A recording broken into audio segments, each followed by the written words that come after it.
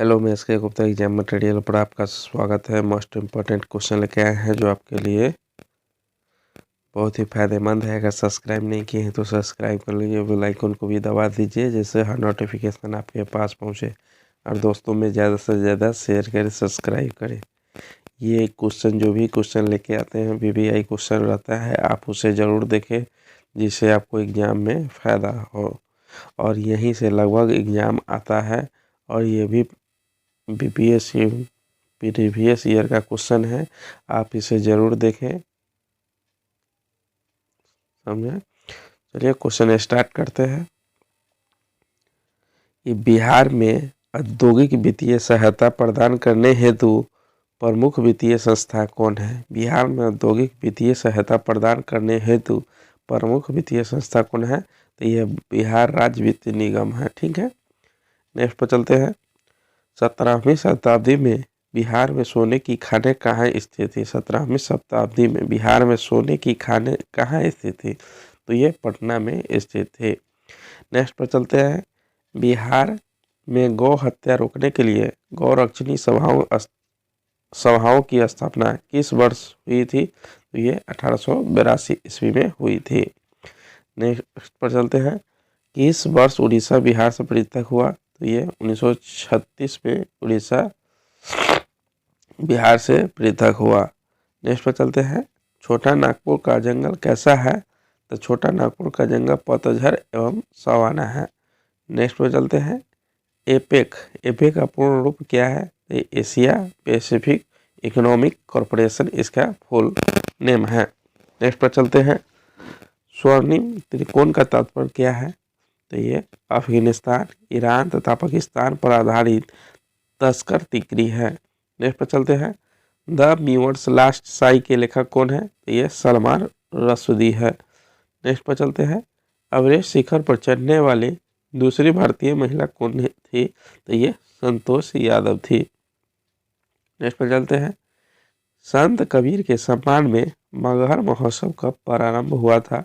तो ये 1990 ईस्वी में प्रारंभ हुआ था। नेक्स्ट पर चलते हैं।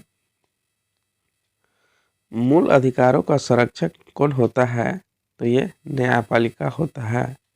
नेक्स्ट पर चलते हैं। कवि भानुभट्ट कहाँ के निवासी था? तो ये थानेश्वर का निवासी था। नेक्स्ट पर चलते हैं। हेज सॉन्ग की भारत में यात्रा के समय सूती कपड़ों के उत्पादन के लिए सबसे प्रसिद्ध कौन नगर था? तो ये मथुरा नगर था। नेक्स्ट पर चलते हैं। पाटलिपुत्र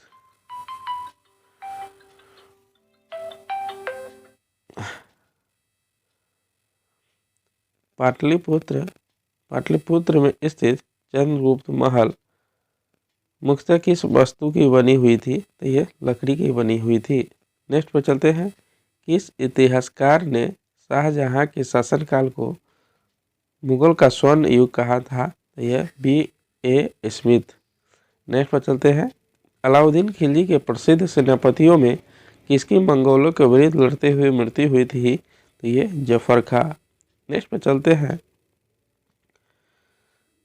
ब्रह्म समाज की स्थापना कब हुई थी? तो 1828 ईस्वी में हुआ था। कब हुआ था? 1828 ईस्वी में। किसने किया था? तो ये राजा राम मोहन राय ने किया था। नेक्स्ट पर चलते हैं।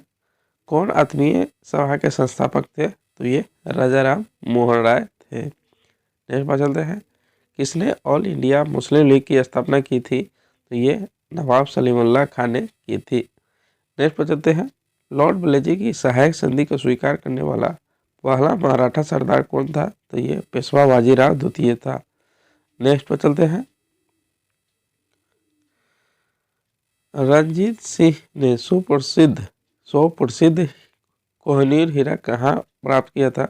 ये कहाँ से प्राप्त किया था? तो ये शाह शुजा से प्राप्त किया था। नेक्स्ट पर चलते हैं। कुतुबुद्दीन ऐबक की राजधानी कहाँ थी? तो ये लाहौर थी। नेक्स्ट पर चलते हैं। 1938 में भारतीय राष्ट्रीय कांग्रेस के अध्यक्ष कौन निर्वाचित हुए थे? तो ये सुभाष चंद्र बोस निर्वाचित हुए थे। नेक्स्ट पर चलते हैं। स्वामी विवेकानंद ने रामकृष्ण मिशन की स्थापना कब की? तो ये 1896 ईस्वी में स्वामी विवेकानंद ने स्थापना की थी। नेक्स्ट पर चलते हैं। रोलेट एक्ट का भारतीय राष्ट्रीय कांग्रेस ने विरोध क्यों किया? क्योंकि इसका लक्ष्य व्यक्तिगत स्वतंत्रता को सीमित करना था। नेक्स्ट पर चलते हैं, द्वितीय गोलमेज सम्मेलन किस प्रश्न पर असफल रहा? तो ये सांप्रदायिक प्रतिनिधित्व पर असफल रहा। नेक्स्ट पर चलते हैं, भारत छोड़ो प्रस्ताव होने के बाद गांधी जी को कहाँ कैद किया गया? ये आगा खां पैलेस में किया गया था। नेक्स्ट पर चलते हैं, किसने बंगाल में द्वैध शासन प्रणाली को समाप्त किया? तो ये वारेन हेस्टिंग्स ने द्वैध शासन प्रणाली को समाप्त किया। नेक्स्ट पर चलते हैं, बारदोली सत्याग्रह का नेतृत्व किसने किया? तो ये वल्लभ भाई पटेल ने किया। नेक्स्ट पर चलते हैं, इस सत्याग्रह आंदोलन में गांधी जी ने प्रत्यक्ष रूप से भाग नहीं लिया। ये राजकोट सत्याग्रह। नेक्स्ट पर चलते हैं,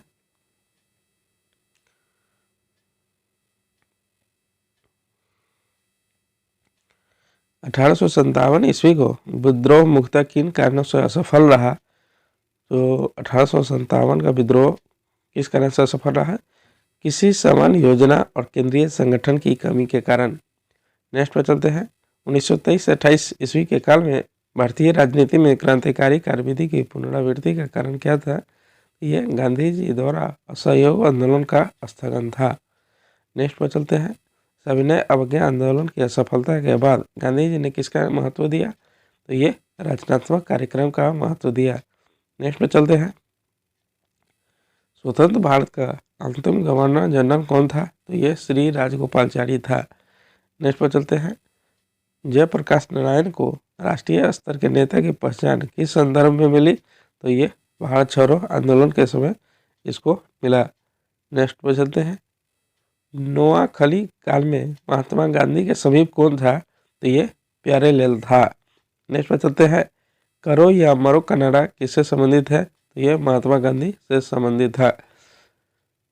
नेक्स्ट पर चलते हैं, गदर पार्टी की स्थापना कब हुई थी? तो ये 1913 ईस्वी में सैन फ्रांसिस्को में हुआ था। किसने किया था? लाला हरदयाल ने किया था। नेक्स्ट पर चलते हैं, होम रूल आंदोलन भारत के स्वतंत्रता संग्राम के एक नए चरण का आरंभ का घोतक क्यों था? घोतक इसलिए था क्योंकि इसके देश के सामने स्वशासन की एक ठोस योजना रखी। नेक्स्ट पर चलते हैं,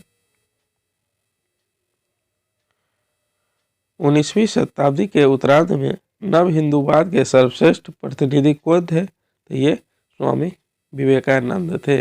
ठीक है, अगर आप लोगों को पसंद आया हो तो please like, subscribe and comment करना ना भूलें। मिलते हैं नेक्स्ट वीडियो में।